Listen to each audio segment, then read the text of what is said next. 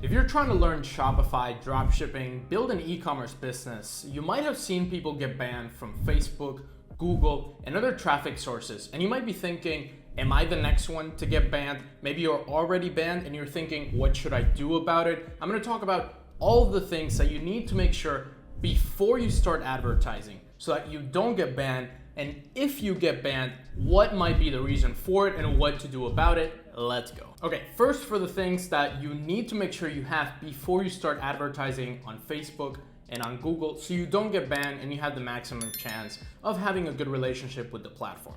First up is contact information, 2 forms of contact. You wanna have people contact your store very easily so that they can go to, let's say, a contact us page at the top of the menu on your Shopify store, or maybe on the bottom of the Shopify store, and there's your email, and it's an email that actually takes emails, it doesn't bounce. Maybe there's your address as well. If you have an address somewhere in the world that might not put off anybody, if you're in a country that, for example, has a war or something that is maybe trying to put off some customers, then you might want to get a virtual address in the United States. You can pay $50 a month for your own address in the US. You can use it in your store. And also it would be great to have a phone number. I recommend only having a phone number if you can actually answer it, or if you create a voicemail that sounds very legitimate when people call that phone number. So for example, somebody calls your phone number, you say, hey, it's Rafael from mystore.com. I'm sorry I couldn't catch your call. Please send me an email at this email.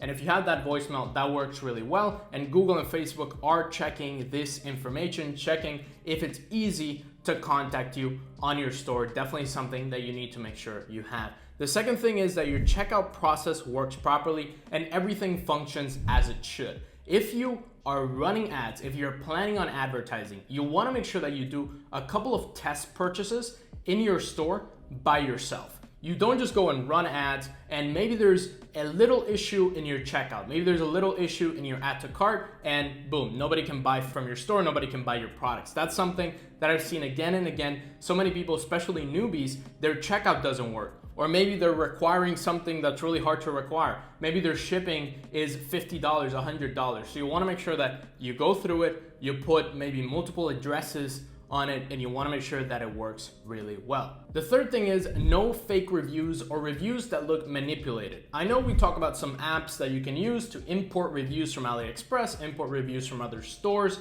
maybe import reviews from Amazon, but you want to make sure that those reviews look legit. If Google, for example, is reviewing your store and they go to the review section and they see a bunch of reviews in Russian, in Chinese, the packages are all broken up, they're all 5 stars with no names, very mysterious, that's gonna set off a bunch of red flags. They're gonna think this is a guy that's dropshipping, scamming people.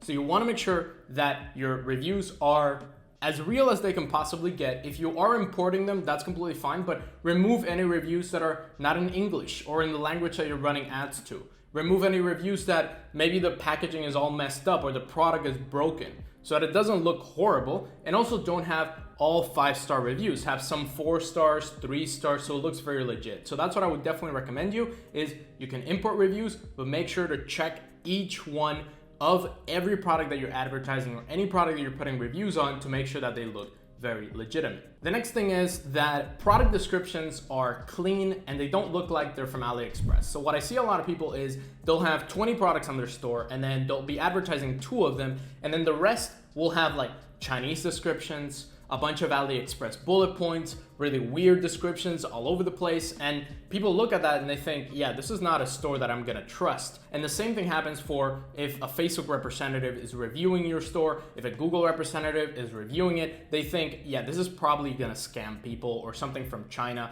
We don't know what's going on here. So you wanna make sure that all your descriptions at least have 1 paragraph. At least please don't put any AliExpress things, no AliExpress.com, no weird bullet points, no weird Chinese writings. Just make sure that all your product descriptions, even though they might not be the best because you're not advertising those products, that they're at least decent, that they look real. Next thing, you want to make sure that there's no Chinese pictures. I know I'm not racist or making it a prejudice or anything like that, but if you have a lot of Chinese people on your website, that might trigger an alarm or a red flag for people thinking, yeah, this might be a Chinese brand or a Chinese website. So if you have a bunch of Chinese people, if you take pictures from your suppliers, that's definitely a no-no. You want to make sure that either you get your custom pictures, you get a graphic designer to make really good images, really good pictures, not the ones from AliExpress. Don't steal images from other stores. Make sure that you use your own, and also the video from AliExpress. Don't use that same video, because other people, other newbies just like you maybe, are using the same video. So if so many people use the same video at the same time, it's all going to connect and people are gonna think, yeah, these people are scamming other people. You also want to make sure that your navigation on the store works properly. If you go to the shop and you click on one of the categories, it goes to that category. You click on one of the sections, it goes to that section. You click on shop now, it goes to the shop now. You click on best sellers, again, everything works properly. If you click on one button, it works. Sometimes I see people click on a button and it goes to a 404 page, an error page, or you click on some button and it goes to a completely different collection than what you had.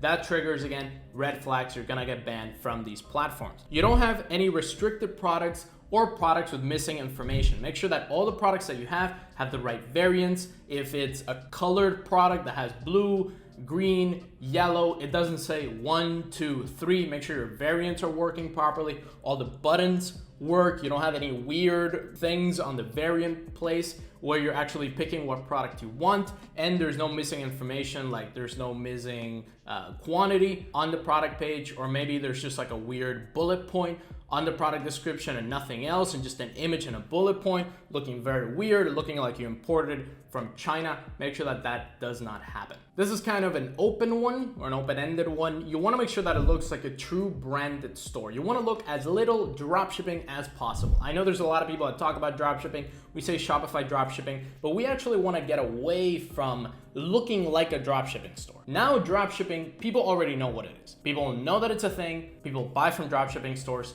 and it's too famous now where people associate dropshipping to junk from China. And you want to make sure to separate yourself from that. Make your store look very professional. Use a premium theme to make it look really good. Make it as high quality, as fancy as possible, obviously depending on what niche you're selling to, so that people look at the website and they don't think, oh, this is some Chinese scam. What I recommend you to do, give your store or give your product page or anything that you're advertising to somebody that is not related to your business at all. So that might be like your mother-in-law, or that might be your grandma, or it might be your little brother that's like 10 years old. What do these people think about the website? If your grandma is saying, oh, this looks really bad, I wouldn't buy from this store, that's probably a bad signal that the store doesn't look good, that it's not high quality, that it might be a scam to some people. So you want to make sure that you give it to some people that have no idea what dropshipping is, or maybe no intention to do dropshipping ever, and they check your store as a consumer. The next one is to get a graphic designer. This is something very important. We have 2 full-time graphic designers that help our mentorship students fix their images, do everything on the website, and you want to make sure to polish your images as much as possible. Add your logo to your images, your little logo watermark on all the videos that you have. Make GIFs, 3-second, 4-second motion videos with your own videos, with your own clips. Maybe you get some clips from YouTube, your graphic designer changes them up, and you want to make sure that you don't have any one-to-one images from AliExpress. You don't have any one-to-one images from Alibaba or other websites that you took from another Shopify store, because Google, Facebook, and all these advertising platforms, they check that. They go and they reverse image search this image, and they find 20 other Shopify stores selling the exact same thing, or maybe a bunch of AliExpress suppliers selling it. They know that you're getting it from China. You want to be very careful with this. You also want to make sure your loading speed is fast and everything loads in 1 to 2 seconds. Sometimes people give me their Shopify stores to review them and they load in 4 seconds, 5 seconds. The page has like 5 videos on it and it loads very slowly. You want to make sure that your page loads fast, easy to access. When somebody clicks on an ad, right away it loads, right away it shows up exactly what they clicked on, and you want to make sure that you don't keep people waiting. Now, for the ad creatives themselves, I told you what to do about the store, but what about the ads themselves? The 5 things that you should keep in mind always, specifically for Facebook or any type of interruption marketing and type of video marketing ads, is you don't want to have any sexually suggestive or revealing skin clips or pictures. Let's say that you're selling a dress for women. You don't want to have that woman sitting in a very sexy position that looks like you're not just selling the dress, you're selling something else. And that might trigger a red flag. It might get your account banned just because they think it's sexually suggestive. So you want to make sure that you don't put anybody in that position and you put it as least revealing as possible. You don't have any zoomed in body parts or excessive zooming. If you're selling something that's for the face, for example, if you zoom in and out and in and out and in and out, that might be a good effect for a video, but it might not be good because it'll get your account shut down. No before and after, no before and after clips, no crazy promises. Don't say that this thing is gonna change your life. Don't say that this thing is gonna transform who you are. Nothing like that. No crazy claims. That will definitely get you banned. No suggestive or assumptive based ad copy with a lot of you on it, like you, your day, your dog, your life, your family. If you say a lot of yous, for example, we try to get you and your family the best for your life, get yours now. That's 4 yours in one sentence that'll probably get your ad rejected and maybe your account banned because it's assumption. You're assuming something about that person. You're directing that ad directly to that person. That's the thing that really Facebook does not like, so you want to make sure you avoid that. And the last thing is, you don't want to put extra urgency, no unnecessary sales pressure, not 5% off, get yours now in the next 3 minutes. Nothing like that. You want to make sure that it looks very trustworthy. It doesn't look like a scam. It doesn't look like you're trying to push people off a cliff. You're just trying to sell them something that will help them. All right, now that I've talked about what to do to not get banned or what to do to prepare, what if you get banned? What if you get banned from Facebook, from Google? Google, the first one, is the one that you can easily communicate with a Google representative. So I would definitely recommend you to contact Google. What you can do is you can go to support.google.com/Google Ads. Depending on the country where you're from, it's gonna show up the page. And then you're gonna go to the bottom and click Contact Us. And then from Contact Us, you're gonna tell them what issue you have, and you're gonna initiate a chat with a representative. They will be extremely helpful. They'll tell you why your ads got banned. They'll tell you why your merchant account got banned, what different things got disabled, what happened, what to do about it, and how you can get it fixed. So that's definitely a great thing to do. On Facebook, it's a little bit harder to get in touch with them. So what you can basically do is just request a review of your account if you've been restricted or disabled. And then what I would recommend you to do is to take the ad policies for content creative and targeting course. Everybody that's running Facebook ads should definitely take this course. It's on Facebook, it's for free, and it takes you 15 minutes to do it. And once you finish it, they give you a certificate with your name on it. What you're gonna do is you're gonna take that certificate and you're gonna upload it when you try to request a review on your account in what's called the support inbox. So you request a review, and then after you request a review, you upload the ad policy for content, creative, and targeting certificate, and that should get your account back. If it doesn't, then you might want to create another business manager from a family member's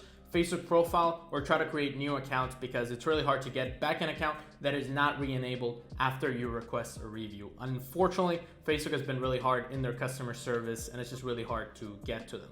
Let me know any other Facebook, Google, or any other traffic source disabling, rejection, ban questions down in the comments. Please let me know so I can answer them and help you throughout every single case that you have. You're thinking how to avoid get banning. If I got banned, what to do, let me know down in the comments below. And if you want to work with me directly and get mentored by me and make sure that this stuff happens at least as humanly possible and work with me and my team to scale up your Shopify store to $10,000 per month, $100,000 per month, you can click on the first link down in the description and book a free one-on-one call. We can work together, see if we're the right fit to mentor you and get you results. One big thing that gets Shopify stores banned on Facebook and on Google is the shipping times, the delivery times. How do you shorten those shipping times, ship as fast as possible, and get happy customers? You want to check out this video right here where I show you how to get a dropshipping sourcing agent that can ship your products in 7 to 10 days extremely quickly, and you can build a great relationship with them to scale up your Shopify store in the best possible way. Subscribe to the channel, hit that notification bell and that like button down below if you got value from this video, and comment below your questions. I'm happy to answer them.